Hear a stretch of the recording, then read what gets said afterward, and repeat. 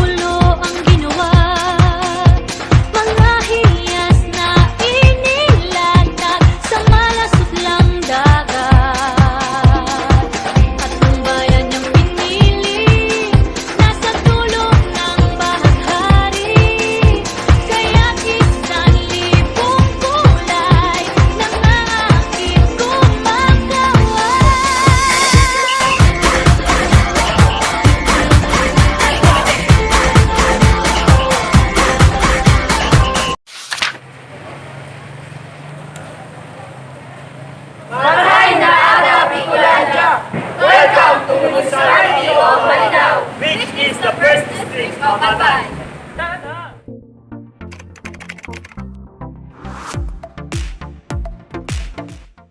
The history of Malinao. Malinao was founded in 1600 or 79 years after Ferdinand landed in Cebu and planted the first Christian cross. Between 1600s and 1616, Malinao was then part of Diocese of Cagsawa. It became an independent visita or sitio attached to Sawangan until 1619. Separate religious administration was exercised with Rev. Francisco de Santa Ana, OFM, as the first pastor. Local folklore speak of a plant once reached in this town called Malinao.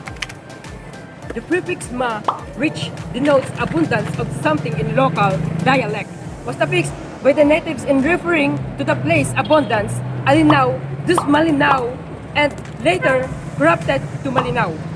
However, in 1916, when according to a legendary account, Malinao got its name, a ẓєєη by a Moros of a town result in the abduction of 7 women. Miraculously, the boat sank within the jurisdictional waters of Malinao and on that same spot in the sea across the island of Natunawan, because the women's fervent prayer and canticles and tarahaids, or clear thoughts for the Blessed Virgin to sink the boat. From this clear, thoughts of the 7 women translated in Bicol dialects as Malinao naisip. The name of Malinao was given to the municipality. It has since then the tradition among the residents, particularly the women, to sing the canticles of tarahaids in times of crisis or calamities, or when they want to drive away epidemics and misfortunes. Division of each office department in Municipality of Malinao. They are have Commission and Audit, Human Resource Office, Accounting Office, Office of the Mayor, Municipal Budget of the Office, Engineering Office, Municipal Planning and Development Office, Municipal Agriculture Office, Municipal Water Management Office, Treasurer Office, Office of the General Services, Office of the Local and Register and Assessor's Office.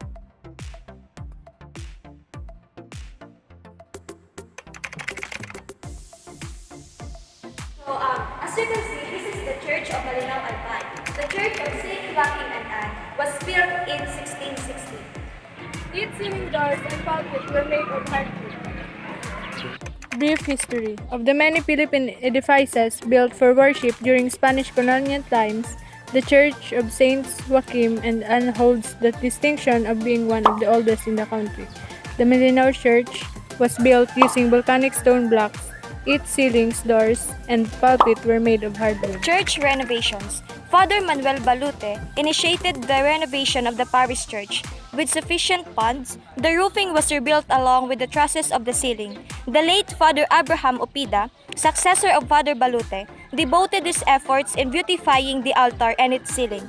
the design of which was retained until the present day, giving the church its own historical identity.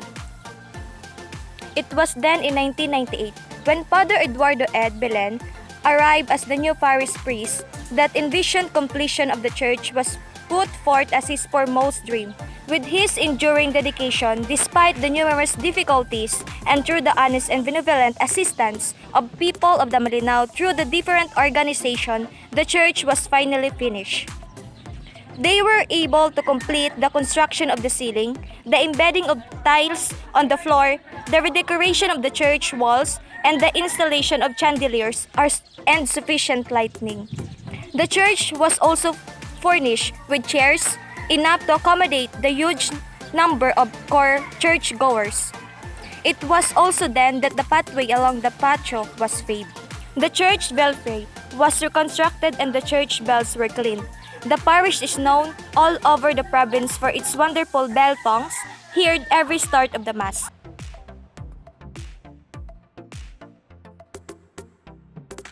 The pediment shows a painting of Saint Anne riding a cow, a depiction of one miraculous night when Saint saved the town from Moro attack.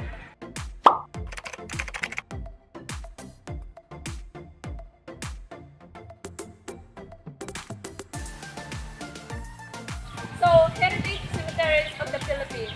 Apart from its Spanish era literal cemetery, Malinao Albay also has some interesting ruins within the vicinity of its heritage church.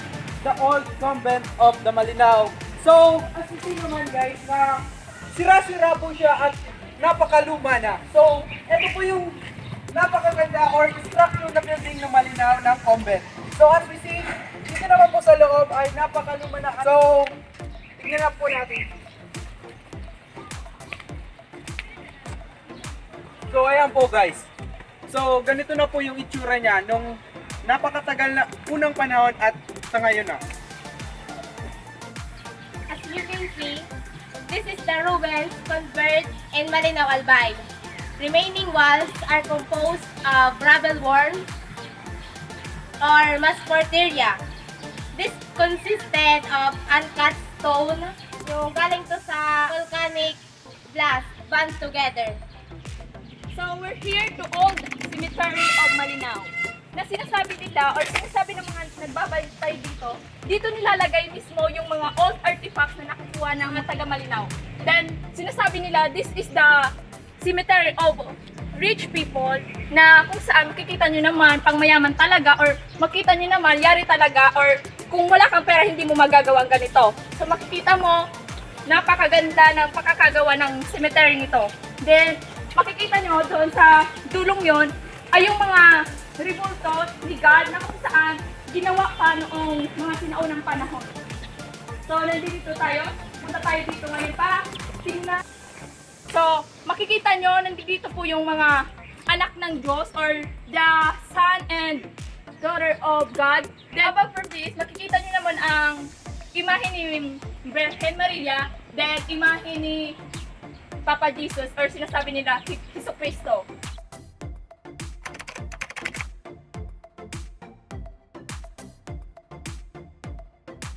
Mount Malinao is the second of the Magayon Trio, the three beautiful mountains of the province of Albay.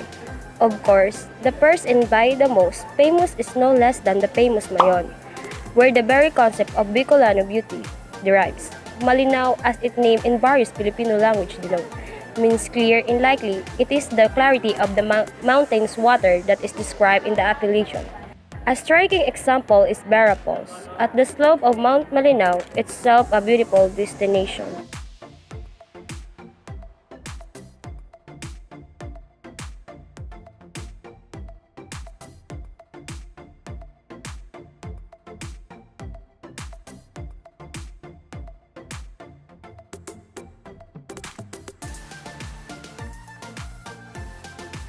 All said, Mount Malinao is a very nice day hike or overnight climbs and can be taken as Mount Mayon side trip or as a climb itself for people visiting Bicol. That's all about of Malinao Albay. Thank you for watching!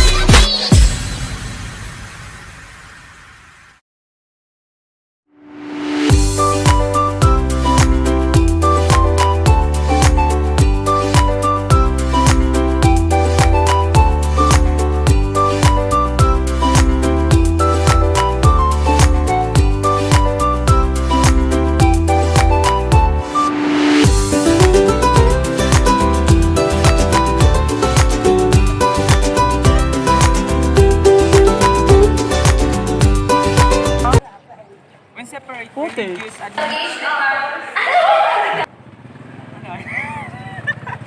Legendary. Sige na.